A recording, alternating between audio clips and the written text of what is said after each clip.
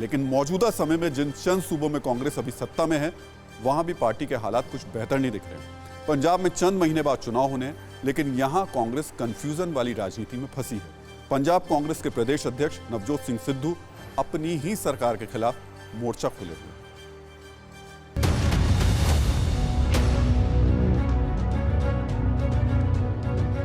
पंजाब में अपनी ही सरकार के खिलाफ सूबे के कांग्रेस अध्यक्ष नवजोत सिंह सिद्धू सवालों की बौछार कर रहे हैं।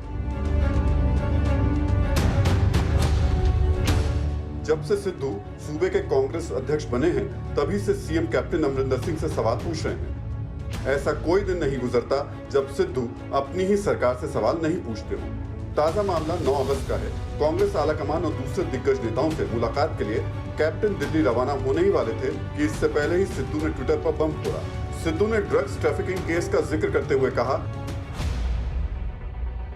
कि ड्रग के कारोबार के दोषियों को सजा देना 18 पॉइंट्स के एजेंडे के तहत कांग्रेस की प्राथमिकता रही है।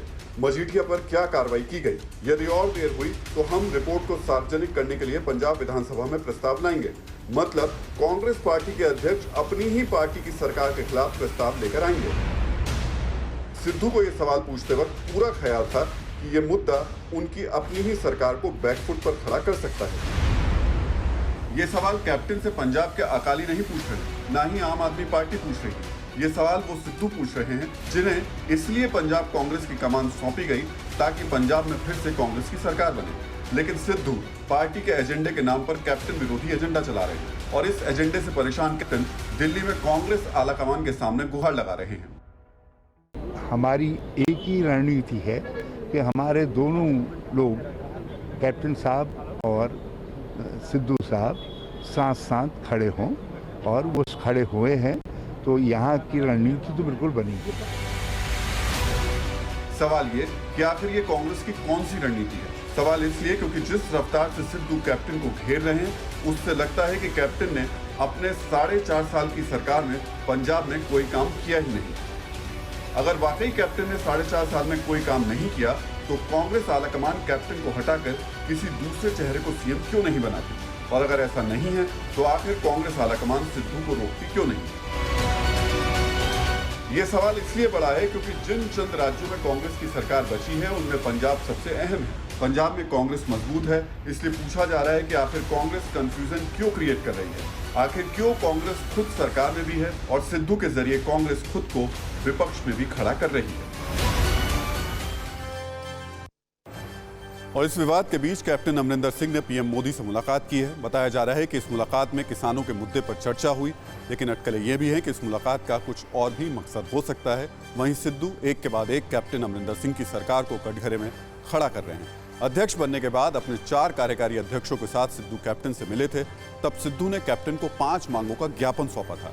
इस ज्ञापन में मांग की गई थी कि कैप्टन सरकार बेअदबी और कोटकपुरा और बहबल कला गोलीकांड केस में दोषियों को सजा दिलाए, पंजाब में नशे का कारोबार करने वाले तस्करों को गिरफ्तार किया जाए, उनके खिलाफ कार्रवाई की जाए, तीनों कृषि कानूनों में संशोधनों के बजाय SYL नहर के मुद्दे की तरह इन्हें खारिज किया जाए, 2017 के चुनावी घोषणा पत्र के मुताबिक बिजली खरीद समझौते को भी रद्द किया जाए, सूबे में धरना दे रहे शिक्षकों, डॉक्टरों, सफाई कर्मचारियों, बिजली कर्मचारियों और दूसरे कर्मचारी संगठनों को बातचीत के लिए बुलाया जाए। ये वो ज्ञापन है जो सिद्धू ने अपनी पार्टी के सीएम को सौंपा था। इस ज्ञापन में सिद्धू ने अपनी ही सरकार पर नशे के तस्करों पर कार्रवाई नहीं करने का आरोप लगाया। इतना ही नहीं, कैप्टन सरकार पर 2017 के चुनावी घोषणा पत्र को पूरा नहीं करने का आरोप भी लगाया। सवाल यह कि अगर सिद्धू के मुताबिक कैप्टन कांग्रेस के घोषणा पत्र पर अमल नहीं कर रहे हैं, किसानों और कर्मचारियों का ख्याल नहीं रख रहे हैं, तो कांग्रेस ने उन्हें सीएम क्यों बनाया हुआ है?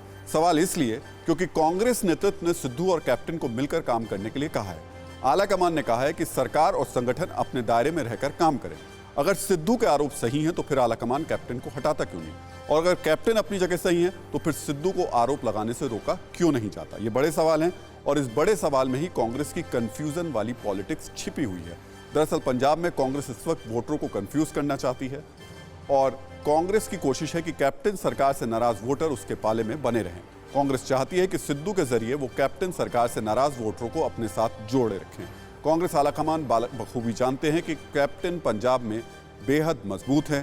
कांग्रेस आलाकमान कैप्टन को हटाने का राजनीतिक जोखिम नहीं लेना चाहते।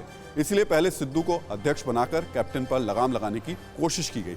अब सिद्धू के जरिए कैप्टन को कटघरे में खड़ा कर उन्हें कमजोर करने की तैयारी चल रही है। दरअसल कैप्टन ने कई मौकों पर कांग्रेस आलाकमान की मनमानी को मानने से इनकार किया, इसीलिए पहले से नाराज आलाकमान अब सिद्धू के जरिए कैप्टन को कटघरे में खड़ा कर रहा है और वोटरों को कंफ्यूज भी कर रहा है। तो बेशक आज सिद्धू कैप्टन पर निशाना साध रहे हो, लेकिन सिद्धू के जरिए कांग्रेस आलाकमान पंजाब में कैप्टन का कद छोटा करने की तैयारी में भी है और कोशिश भी लगातार कर रहा है। लेकिन कैप्टन इतने मजबूत नेता हैं कि उन्हें पूरी तरह इग्नोर करना कांग्रेस के लिए मुमकिन नहीं है। आपको कैप्टन की ताकत भी बता देते हैं। 2002 में कैप्टन के नेतृत्व में कांग्रेस ने पंजाब विधानसभा चुनाव में जीत हासिल की। 2017 में कैप्टन के नेतृत्व में पंजाब में कुल 117 सीटों में से कांग्रेस 77 सीटें जीती।